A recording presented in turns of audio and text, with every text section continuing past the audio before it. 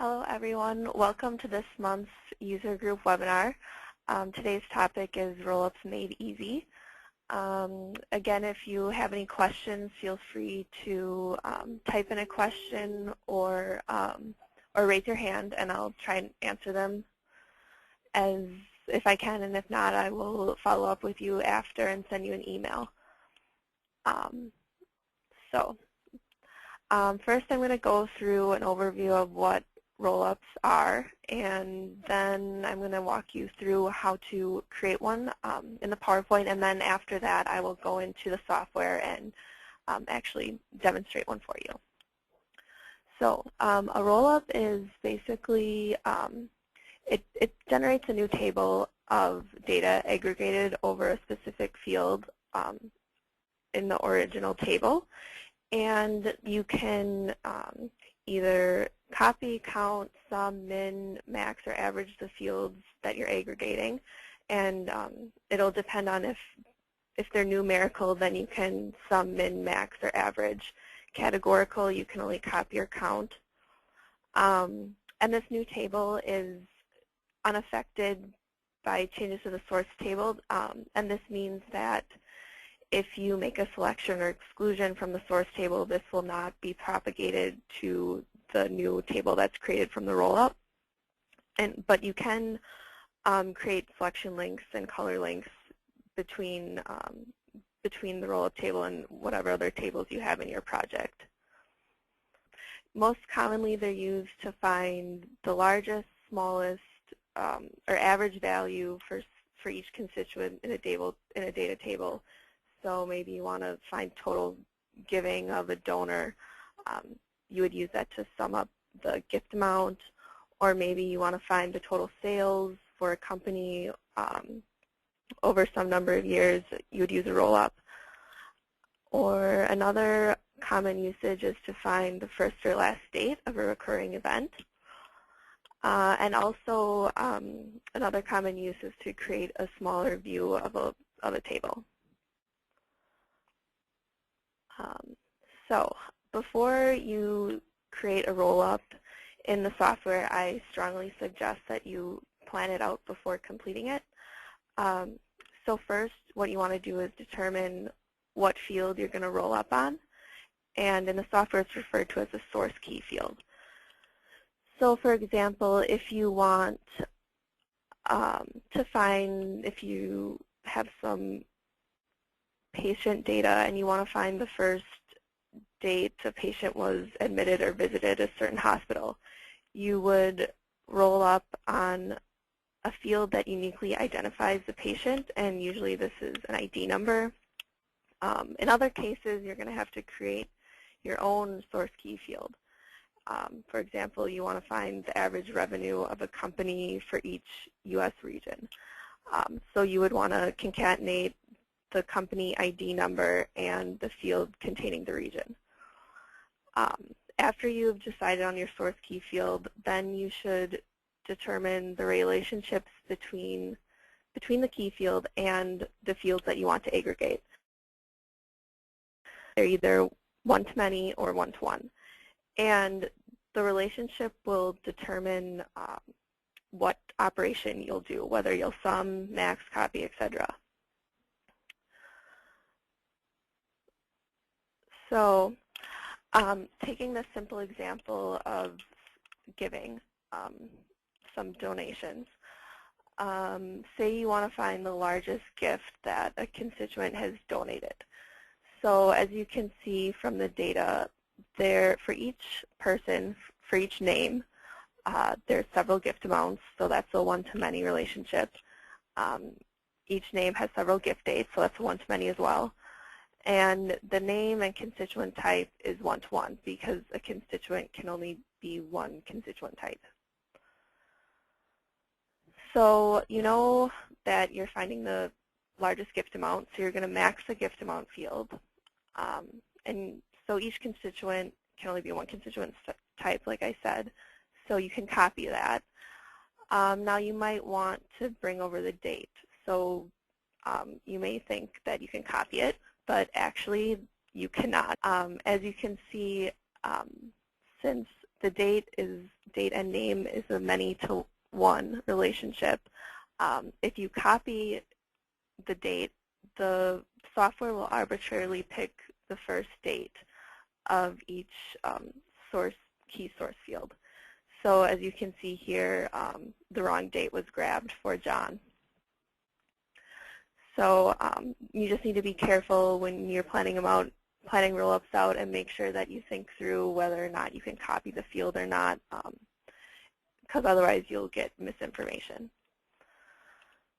So once we've planned out our roll-up, then to actually do the roll-up in the software, you first have to go to View and select Project Workshop. And then you're going to select the Create New Table Link icon. And then the link wizard will appear. And just click Next. And then you'll have to select Perform Table Rollup. And then click Next. Then here is where you're going to choose your source table, which is the table, the original table that you're going to be summarizing.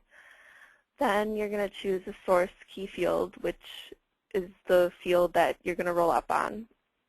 And then you'll have to type in a name for the destination table.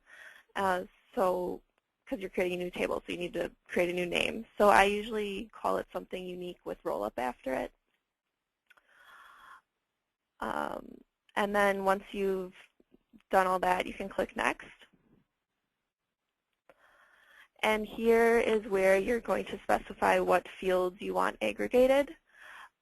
So in the origin field column, those are the fields that are in the origin table. So in the example that I showed you above, you would choose gift amount, and then you would choose operator. And you can change it. There will be a default name in the destination field, in the destination name column, and you can change this just by clicking it in and typing. And if you want to add more fields, just click the Add Field button.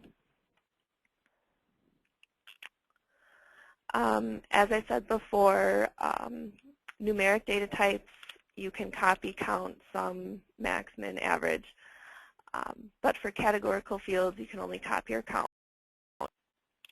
And if you decide you don't want to, you want to take out one of the fields that you added, you can delete it here by clicking on the box just to the left of the column.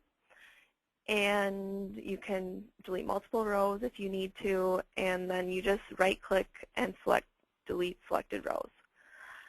Once you have the fields that you want aggregated, you click Next. This is where you can change the name of the link. You just have to uncheck the Auto-Generate Link Name box, and then you can type in the link name field. Then click Next, and then Finish. Before I go into the software and do some examples for you, I just want to go over some tips for doing roll-ups. Now, if you're going to find the first or last date of a recurring event, you have to convert the date to a numeric form, because a date otherwise is categorical and it can only count or copy. So there's the way you're going to create the date as an integer is to concatenate the year and the day of year. And so here are two expressions that you can use in the expression builder to create this field. And then lastly, if you want to cut down a table to a smaller set of data from the original table, you're going to have to create a new field, and you're going to use the row operator, or the I operator, excuse me. And I will show you an example of this in the software. So this basically, if you want to see events, or say you have some events table and you want to see events for the last 12 months only and create a separate table off of this, you would say have some criteria for the date and then say I. And the I operator will just count the rows, and wherever this criteria is met, it'll put the number in the field. Otherwise, it'll be left blank. And then if you want to edit your roll-ups, you can also do that in the project workshop. As you can see, you can modify or delete them. All right, so I have some sample data here that is for a company that takes orders. And say you want to find the first order a customer ever placed with you. You want to track customer acquisition over the years. So first, you need to create a date field that's an integer. So I'm going to go to the project workshop.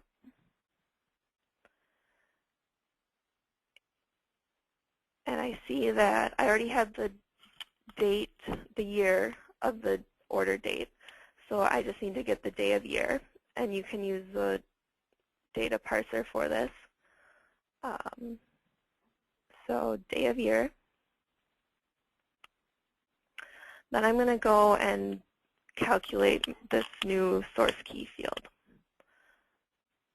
And I'm going to call it date int for integer.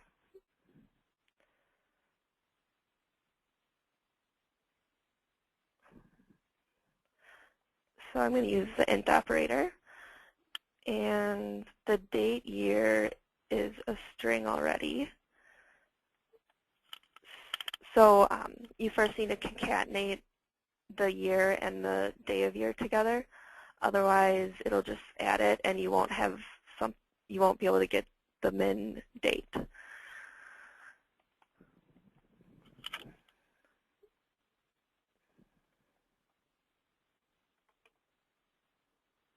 So you can see here that the first 3 digits are the year, and then, or the first 4, and then the last 2 to 3 are the day of year. Click OK. And so then I'm going to go to the create link icon. I only have one table in here, so I can only do a roll-up. Then I'm going to roll up on customer ID. And I'm going to call this first order roll-up. Next. Okay. And then I'm going to add a field and find the date int field that I just calculated. And then I'm going to min it. And I'm going to leave the name as is. And I'm not going to change this name either, but you could if you wanted to, just like that. And finish. And so then this is what your new table will look like. So each customer is in here one time, and they have the min date. So I'm going to take this a step further. So now that you have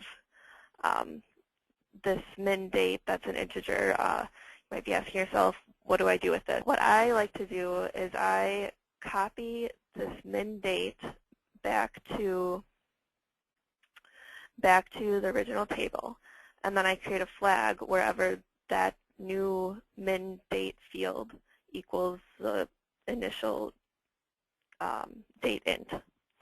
This will make more sense once I do it. Okay, so I'm going to copy back on customer ID to the original table on customer ID. And then I just need the min date int field. Okay. All right, so now that I have that, an expression that will flag the rows where it's the first time a customer has placed an order. So I'm going to call this field first order flag. So if date int equals min date int, then 1 else missing. Okay, so now I'm going to throw up a table with customer ID, date int, min date int. So if, oh, I also want to add the flag that I just created, first order flag. Okay, so if I sort by customer ID first and then by the flag, you can see that these are the dates or rows that contain the first order that a customer placed. And as you can see, some have placed 2 orders on the same day. So that's why some people have 2 flags, the 3 and 3, 4 and 4, 6, 6. They're 2 orders for that day for that customer. So now this is an instance where you might want to create a smaller table from this larger table, and I'll show you why. So I'm going to throw up a chart with the number of first initial orders. So I'm going to do year, and then I'm going to sum the first order flag. Okay, so as you can see, I'll hover over 2004. There's 23 first-time customer orders. So if I select this, you'll see that it's still up here. The counts still say that there's 2,607 orders and 57 customers. And that's because those orders are still in the data, and even though they're missing from here, they're still grouped into this 2004 category. So that's why you'd want to create a separate table so you get accurate counts when you select on, a first order table. Now there's 2 options to do this. If you want to have, if you don't care that the customer placed 2 orders their first time, then you could just say if first order flag equals 1, then customer ID, and roll up on that. That would just sum them together, and you could. So, but if you do care and you want to see that someone placed 2 orders, you can use the I. So I'm going to call this first order LUP ID. So I'm going to say if, whoops,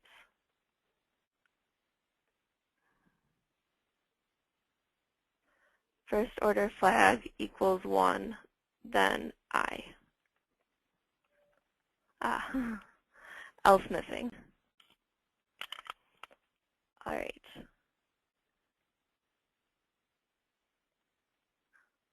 So you can see that it just went through the table, and this entry must have been on row 168, so it got a number entered, that number entered into this field.